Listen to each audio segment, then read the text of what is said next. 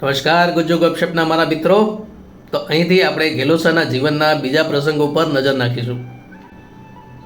પાછલા ભાગમાં આપણે સાંભળ્યું કે કેવી રીતે ગેલોસાએ વોરદાનને ઘાસ વઢાવ્યું. 12માંથી 22 અને 22માંથી 32 ગામ કેવી રીતે બરવાળામાં સમાવ્યા. સાથે સાથે ભાવનગર રાજને પણ સંધિ કરવા મજબૂર કર્યા. આવા પરાક્રમીની તો જેટલી વાતો કરીએ તેટલી ઓછી પડશે, પણ આપણે ટાઈમની લિમિટ છે એટલે આગળ વધીએ. ત્યારબાદ લીંબડીના ઠાકોર હરીસિંહજી સાથે ગેલોસા દ્વારકાની યાત્રા પર ગયા. પાછા આવતા જામનગરના જામ જસાજીના મહેમાન બન્યા. જામ સાહેબે ગેલોસાની બહાદુરી બહુ સાંભળી હતી. તેમણે એ વીર વાણિયાને મળવું હતું, પણ લીંબડીના ઠાકોરે એને પહેલેથી ચેતવ્યા કે ગેલોસાની અમુક આદતો છે જે તમને પોસાશે નહીં. દરબારમાં આવે તે પહેલાં તે ખોખારો ખાય, પછી મૂછ ચડાવે, પલાઠી મારીને બેસે, હોકો પીવે અને લીંબડીના રાજ સિવાય તે કોઈને નમતો નથી. જામ સાહેબ બોલ્યા, કાંઈ વાંધો નહીં, તેને બોલાવો, તેને મળવું છે. ગેલોસા દરબારમાં આવ્યા. આદત મુજબ ખોખારો ખાધો, મૂછ ચડાવી. જામ સાહેબને સાદા રામ રામ કરી પલાઠી મારીને બેઠો. જામ સાહેબને ગુસ્સો આવ્યો. ચોકદારને ઈશારો કર્યો. ચોકદારે ગેલોસાની પછેડી ખેંચી લીધી. ગેલોસાએ બીજી પછેડી પાથરી, ફરી ખેંચાઈ, ત્રીજી, ચોથી. આ બધી વસ્તુ જોઈ આખી સભા આશ્ચર્યમાં હતી. છેવટે ગેલોસા ઊભા થયા અને બહાર નીકળી ગયા, કારણ અત્યારે તે મહેમાન હતા. પછી જામ સાહેબ ગેલોસા સાથે એક ગુપ્ત મુલાકાત કરવા એકાંતમાં બોલાવ્યા. કાગળ અને કલમ તૈયાર હતા. ગેલોસા, જો તમે જામનગરની સેવા કરો તો અત્યારે જ 5 ગામ લખી આપું, સદા કાળ માટે થઈને. ગેલોસાએ જવાબ આપ્યો, મહારાજ, માગું દીકરીનું હોય, વહુનું નહીં. મારા માથે તો લીંબડીનું ઓઢણું છે. 5 શું 50 ગામ આપો તો પણ હું ધણી નહીં બદલું. ગેલોસાની સૌથી મોટી ઓળખ જ વફાદારી હતી. આજના સમયમાં લોકો પૈસા માટે કંપની બદલે, મિત્રો બદલે, ક્યારેક તો સિદ્ધાંત પણ બદલી નાખે. ગવર્મેન્ટ ઓફિસર્સ આમાંથી બાકાત છે. ગેલોસાને પ્રેમથી હવે બધા દાજી કહેતા.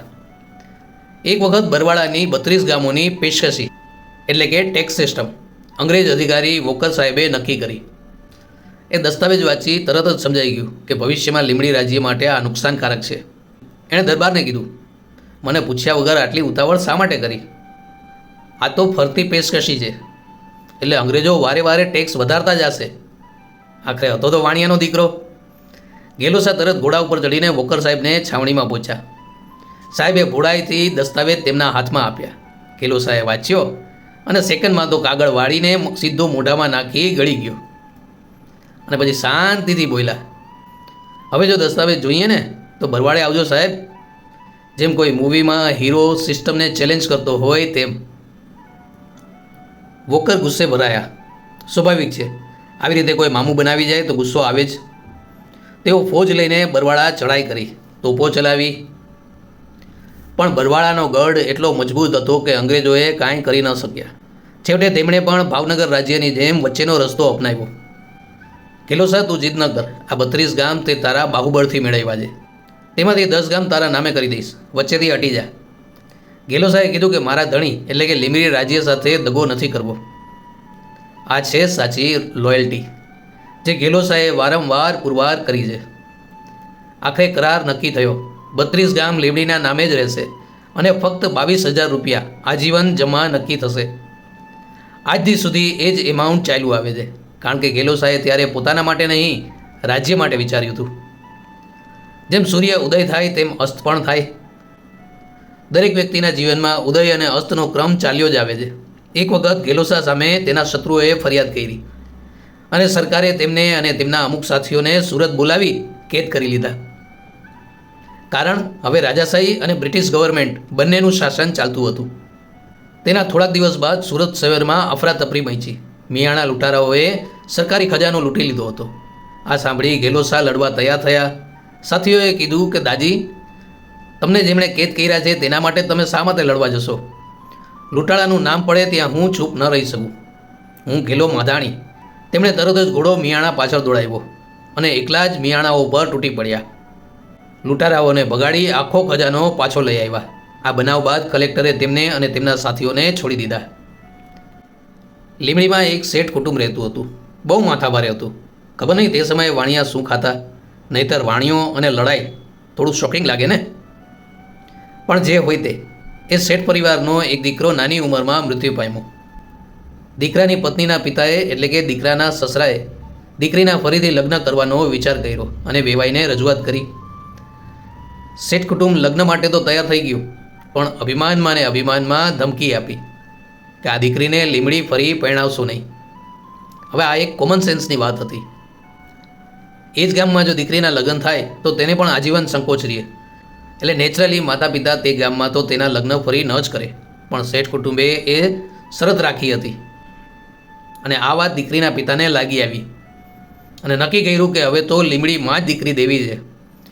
પણ લીમડીમાં આ કામ કરી શકે એવી હિંમત, એવો બે માથાળો માણસ તો ફક્ત ગેલોસા હતો. એટલે દીકરીના પિતાએ વઢવાણ ઠાકોરને વાત કરી. તેમણે ગેલોસા પાસે વચન માગી લીધું. ગેલોસાના દીકરા મોરભાઈનું લગ્ન એ દીકરી સાથે નક્કી કર્યા. ગેલોસા જાણતા હતા કે આ લગ્નથી શેઠ કુટુંબ સાથે દુશ્મનાવટ થશે, પણ વચન આપી દીધું હતું. એ બાબતની ચોખવટ કરવા તે શેઠ કુટુંબ પાસે સામે ચાલીને ગયા, પણ તેમાં બંને વચ્ચે બોલાચાલી થઈ, અપમાન થયું.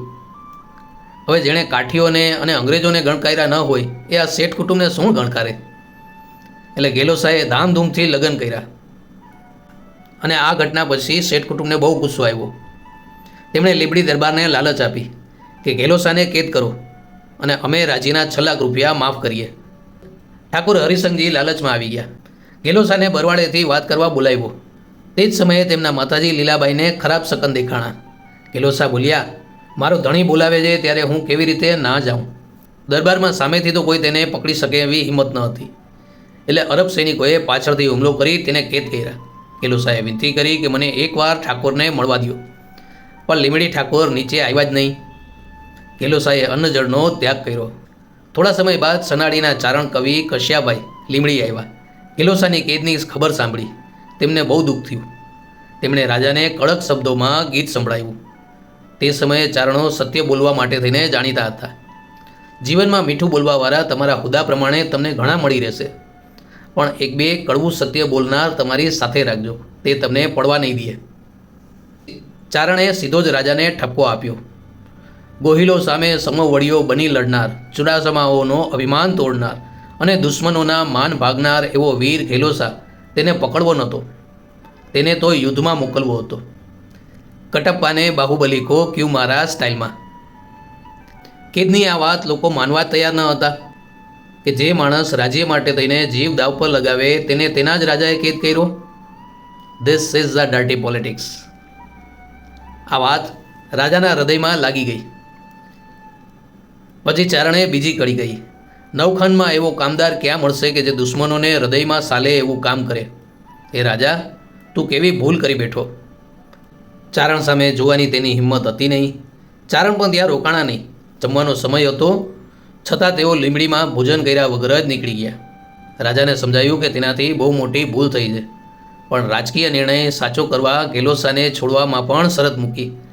3 લાખ રૂપિયાનો દંડ ભરવાનો. હવે ગેલોસા પાસે પોતાના માટે તો પૈસા હતા જ નહીં, કારણ કે તેઓ તો જીવનભર રાજ્ય માટે જ કામ કર્યું.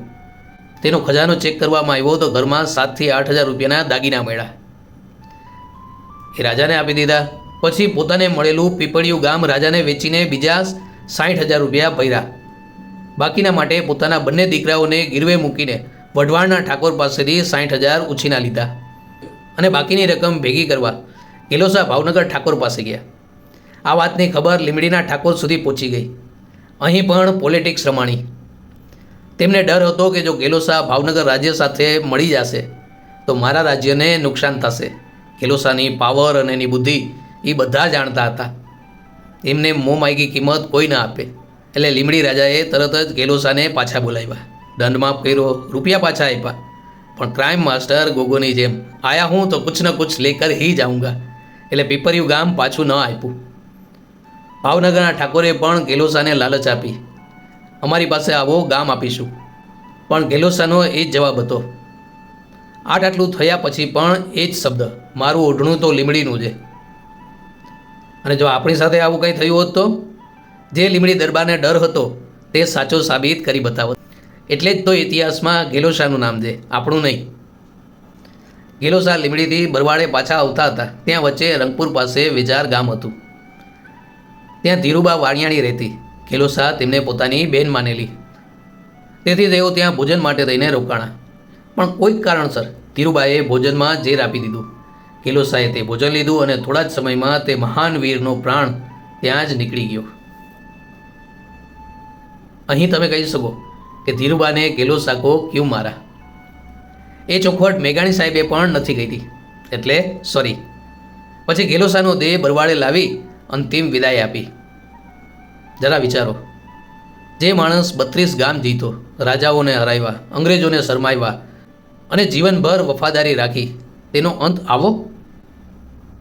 આજના સમયમાં આપણે ઘણીવાર સાંભળીએ છીએ કે જ્યાં ફાયદો હોય ત્યાં જોડાઈ જાઓ, લોયલ્ટીનો કોઈ અર્થ નથી. પણ કેલોસાની વાર્તા આપણને સમજાવે છે કે સાચો માણસ એ છે જે મુશ્કેલીમાં પણ પોતાની વફાદારી ન બદલે. એટલે જ સૌરાષ્ટ્રની લોકગાથામાં કેલોસાનું નામ આજે પણ ગૌરવથી લેવાય છે.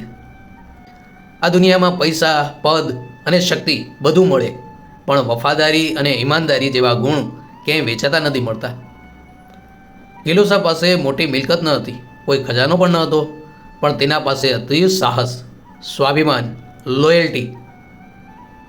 જો તમે આ સ્ટોરીમાંથી કંઈક શીખાવો તો જ સ્ટોરીને લાઈક અને શેર કરજો અને કમેન્ટ કરીને જણાવજો, જેથી હું પણ તમારી પાસેથી કંઈક શીખી શકું.